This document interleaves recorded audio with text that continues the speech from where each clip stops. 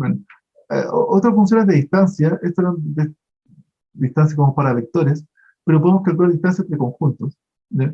Eh, si es que tenemos un conjunto, supongamos que esta es la respuesta correcta y queremos hacer un buscador que retorne para dar una imagen de consulta, 1, 2, 3, 4, 5, 6, 7, estas 8 imágenes es la respuesta ideal. ¿Ya? Y nosotros implementamos nuestro buscador y retorna estas otras imágenes. Una parte que se parece y que son las mismas y otras que no. ¿Ya? 1, 2, 3, 4, 5, el retorno 7 vectores. ¿Ya? Y 5 estaban bien y 2 estaban mal. ¿Ya? Supongamos que tenemos distintos conjuntos y queremos tratar de buscar cuál es el conjunto más parecido a mi ideal. ¿Ya? Entonces podemos modelar esta similitud de conjuntos como una distancia, y eso se llama la distancia de Jaccard. Y la distancia de Jaccard se define de esta forma. Dice, la distancia entre A y B se define como, hay que calcular la intersección, y en este caso la intersección vale 5, y hay que calcular la unión de todos, y en este caso son 5, 6, 7, 8, 9, 10, son 10. Entonces dice 5 de 10. ¿Ya? Y decimos 1 menos eso. El 5 de 10, a ese número de ahí, de hecho esta zona de acá, se le llama el intersection over union. Y eso es un valor de similitud, y de ahí se está haciendo la conversión de similitud en disimilitud. ¿Ya? Bueno, y eso se llama el coeficiente, se llama la distancia de Jaccard, y al intersection over union también a veces se le llama el coeficiente de Jaccard, o el índice de Jaccard. Bueno, la forma más común es para calcular conjuntos, pero también se usa, por ejemplo, en imágenes, cuando supongamos que esa materia es una imagen y tenemos un detector y nosotros sabemos que la respuesta correcta es que aquí, no sé, aquí hay una casa. Y mi sistema tiene que retornar dónde está la casa. Pero mi sistema retornó ese otro rectángulo. Entonces, ¿qué tanto se parece? O tenemos varios rectángulos, queremos buscar el rectángulo que más se asemeje o que esté más igual al rectángulo A. Y para eso hacemos un ciclo, vamos buscando qué más se parece. ¿Cuál es el indicador de cercanía, de similitud? El intersection over union. ¿Ya? Y si lo modelamos como distancia, la distancia de acá. También se puede ver en videos, donde supongamos que es un video y decimos, en este segmento de video pasó algo. Por ejemplo, acá se emitió un comercial. ¿Ya? Y queremos ver, y tenemos un sistema que detecta comerciales, y detectó, y dice, este comercial fue detectado, pero en ese otro intervalo. Entonces me dice, ¿qué tanto se parece? ¿Ya? O dicho de otra forma, si tenemos muchos intervalos y tenemos un intervalo modelo, queremos buscar si es que existe, cuál es el intervalo más cercano dentro de un pool de intervalos. Y no, hay que usar el intersection over union para calcular la distancia de acá. ¿Y cuál es entonces el segmento común? Este sería la intersección. Y la unión sería todo este intervalo, y hay que calcular el largo en segundos de la intersección sobre la unión. Bueno, bien, eso sería para comparar conjuntos. ¿Ya? Y otra forma de calcular similitud entre conjuntos es a través de la distancia de Hamming. En realidad este es conjunto, pero se usa para cadenas de bits. ¿Ya? Eh, donde, por ejemplo, la distancia de Hamming se usa, pero en comunicación de datos. Cuando va en la red y llega un paquete de datos, hay que ver si es lo mismo que se envió o no. Y lo que se hace es que se va calculando, en realidad, la definición destacada de la distancia de Hamming, y es el número de dimensiones donde hay error. Entonces, en este caso, en rojo están resaltados los valores que no coinciden. Y contamos los que no coinciden y nos da una distancia. Bien. Eso también se puede generalizar, lo que son bits. Si bien se usa en bits, se puede usar para cualquier vector. Y Se podría decir que se parece entonces a una distancia de Minkowski, pero la distancia de Minkowski calculaba la diferencia entre vectores, ¿ya?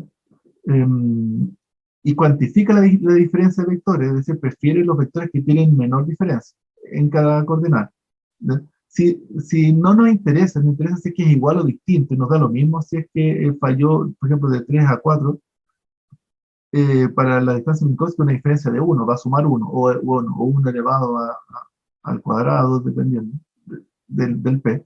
¿Ya? Y para la distancia de Hamming, da lo mismo fallar por uno o fallar por 8, en realidad uno falló, ¿ya? Y hay que contar en cuántas fue distinto, ¿ya? A veces uno quiere eso, ¿ya? Con algunos descriptores hay que hacer eso, ¿ya? Y incluso también se puede calcular en texto si es que las palabras son del mismo largo, porque se tienen que buscar en cuántos caracteres son distintos. Notar que aquí se necesita que los dos sean del mismo largo. Eh, otra distancia, si es que estamos calculando nubes de puntos y queremos saber qué tanto se parecen dos nubes de puntos. Por ejemplo, supongamos que esto es un GPS y esta es la ruta que una persona hizo caminando por, no sé, por una plaza, ¿ya? Y después tenemos muchas rutas, tenemos muchos archivos con rutas de distintas personas, ¿ya? Y queremos buscar si es que hay alguna ruta que sea la más parecida a mi ruta modelo. Claro, supongamos que esta fue la ruta que hizo una persona caminando, y después queremos ver si es que alguien habrá caminado por el mismo lugar, no exactamente, pero sí el más cercano, el que hizo una ruta lo más parecida posible, ¿ya? ¿Cómo se puede hacer eso? Bueno, para eso está la distancia de Hausdorff. ¿Y qué dice la distancia de Hausdorff? Dice, aquí está la distancia A y ahí aparece la distancia B. Esencialmente se define como eh, la máxima distancia mínima entre los dos puntos, ¿no? Antes de ver esa fórmula, ¿y cómo es eso?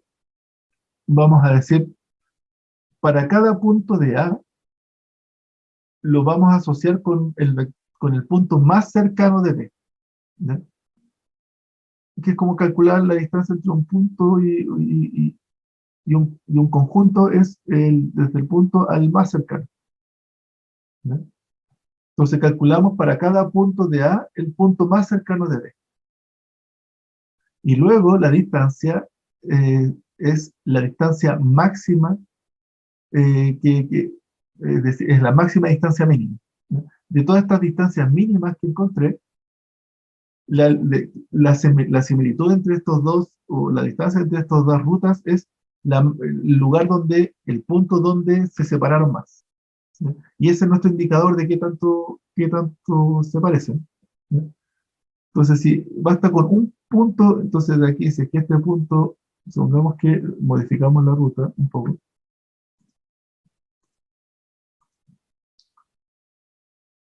Aquí se ve que se parecen un poco, porque ¿qué pasa si aquí se hubiese extendido mucho? Y después seguía. Aquí la distancia habría sido la distancia mínima de los puntos desde acá arriba sería todo eso. Y esa distancia sería la que está definiendo la distancia entre los dos conjuntos. Ahí diría que no se parecen mucho porque definitivamente ese largo es la distancia entre el conjunto A y el conjunto B. ¿Mm? Ya, ya. Y bueno, su definición es esa, notar ahí que eh, se tiene que calcular la distancia de A a B y luego de B a A. Y se toma el máximo de las dos. El truco este de cuando una distancia no cumple la simetría, bueno, eso es lo que hace la distancia de Hausdorff. ¿Y por qué es eso? Porque mira que, de hecho, en este ejemplo se nota la distancia, si vamos desde A hacia B, la distancia mínima del punto de acá arriba es todo ese lado. Y si lo hacemos al revés, si vamos desde B hacia A, y aquí tenemos este largo, este largo, pero para cada punto de B sigue estando hay un vector cerca. Entonces, si partimos de B y vamos hacia A, en realidad está bien cerca, ¿sí? Pero desde A hacia B hay unos puntos que están muy lejos, ¿sí? Bueno, y por eso es que necesita probar de las dos formas, de A a B y desde A. La distancia de Hausdorff se usa para varias cosas. Se usaba en algún momento para calcular em, imágenes de borde y qué tanto se parecían las imágenes de borde entre dos algoritmos. ¿Ya? Eh, eh, en general es para calcular la coincidencia entre dos dibujos. ¿Ya? Si uno los alinea, qué tanto se asemejan. ¿Ya? Bueno, y de hecho se usa en trabajos recientes, esta cuestión de distancias de los años 90, pero se usa en trabajos recientes con redes neuronales para, por ejemplo, la segmentación. Y hay unos trabajos médicos donde si hacen estas radiografías, no radiografías, ecotomografías, y hay que lograr detectar los órganos. Entonces hay distintos algoritmos para lograr detectar el órgano y hay que lograr descubrir cuál es el que está haciendo una mejor segmentación, cuál se acerca más a la segmentación dada por el médico. Entonces ahí tenemos que hacer este mismo método. Ahí la distancia Hausdorff se usa como para comparar y buscar la más cercana al ideal.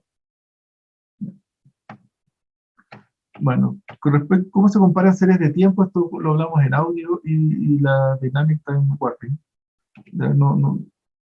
Cuando hablamos de audio ya hablamos de esta distancia. Ya, lo que sí que hay que decir es que no cumple la desigualdad triangular. Creo que sí se habla, cuando hablamos de audio dijimos eso también. No cumple la desigualdad triangular. Bien, y la idea aquí es que si uno tiene una serie de tiempo y tiene otra serie de tiempo, la idea es que tratar de encontrar una alineación. Una alineación y que tratar de darse cuenta que una va más rápido que la otra, que una más lento que la otra. Bien. Bueno. Algo parecido con alineaciones se hace contexto, y aquí hay una función de distancia que nos permite comparar la distancia entre dos palabras. ¿Qué tanto se parecen dos palabras? Se parecen en el sentido de caracteres. ¿Ya? Y, por ejemplo, aquí pero y perro están a distancia 1.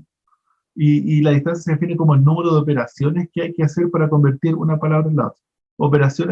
Hay tres tipos de operaciones: insertar un carácter, borrar un carácter o reemplazar un carácter por el otro. Y en este caso, es una sola operación, ¿sí? Porque el dice de perro, uno pasa a perro insertando una R en esa posición. Claro, fácil. ¿Ya? Pero, entonces aquí hay un ejemplo sacado de Wikipedia, dice, ok, ¿cuál es el costo de convertir la palabra Sunday a Saturday? Bueno, uno podría decir, muy fácil, porque los dos terminan en day, entonces eso coincide, y los dos parten con S, y entonces acá hay dos caracteres y acá hay cuatro, entonces el costo es reemplazar dos y insertar dos más. ¿Ya? Serían cuatro operaciones. Ya, bueno, la distancia de edición o de Levenstein, lo que hace es que empieza a buscar en forma eficiente todas las operaciones, y llega a la de costo mínimo. Y de hecho aquí el costo mínimo es 3.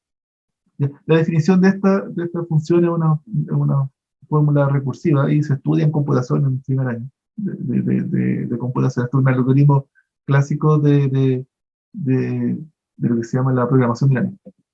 Esto se va llenando en este orden hasta llegar al óptimo final. Y entonces aquí ver cómo el resultado final uno diría, era 4, pero no, el resultado óptimo es 3. ¿Y por qué? Porque acá había una U, esa U coincide con esa U. Entonces podemos aprovechar eso y decir entonces que lo que tenemos que hacer es que la N se convierte en R e insertamos dos caracteres.